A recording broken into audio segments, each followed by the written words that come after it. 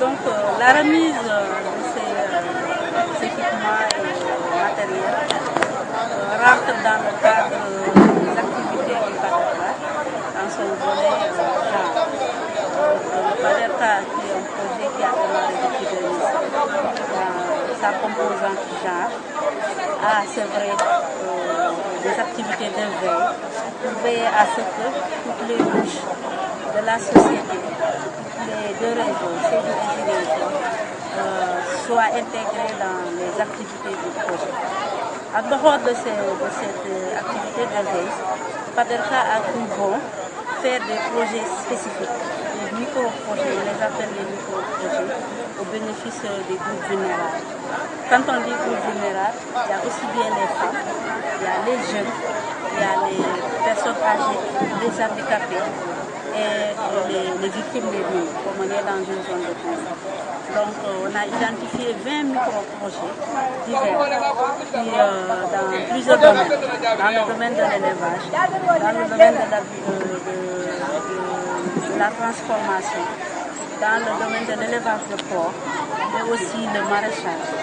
Donc les deux villages, c'est-à-dire le premier village, c'est le village de Bantanima, où le GPF GIE Fankanta a fait une demande pour un motoculteur.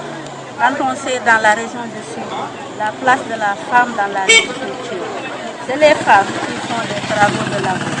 Et donc pour les alléger, le PADERCA a mis à la disposition du GIE Fankanta de Bantanima dans la communauté, dans la commune de Sansamba, un motoculteur d'une valeur de 2 millions 400. C'est ce motoculteur qu'on a bien voulu remettre aux femmes de Fankanta aujourd'hui. Le deuxième village, c'est le village de Djekandin-Kunda. C'est une zone de production d'huile de palme. Donc elles ont eu à bénéficier de la construction d'une unité de production d'huile de palme. Construction et équipement. Donc le bâtiment à lui seul coûte presque 12 millions 300. On les a équipés pour le petit matériel pour une valeur de 1 million 500 et un motocycle pour le transport des noix de la brousse à l'unité pour une valeur de 2 millions 400. Il était même prévu un concasseur pour les permettre de faire de l'huile de canif.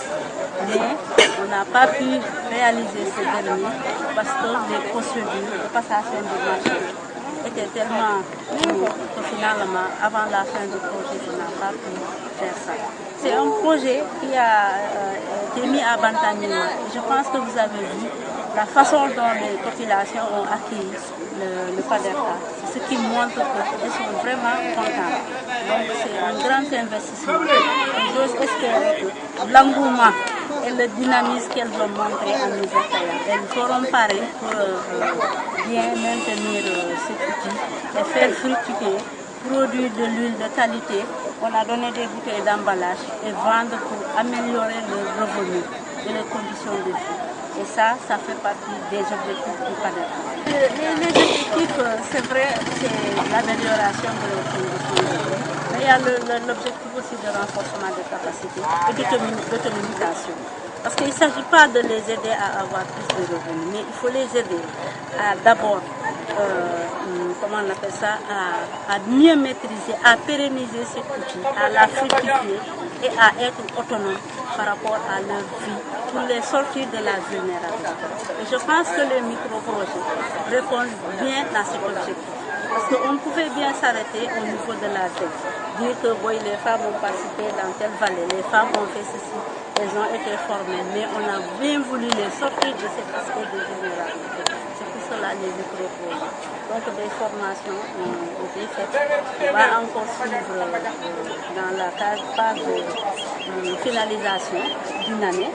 On va essayer de voir comment on va continuer ces formations pour les permettre de mieux s'occuper de cette unité de transport.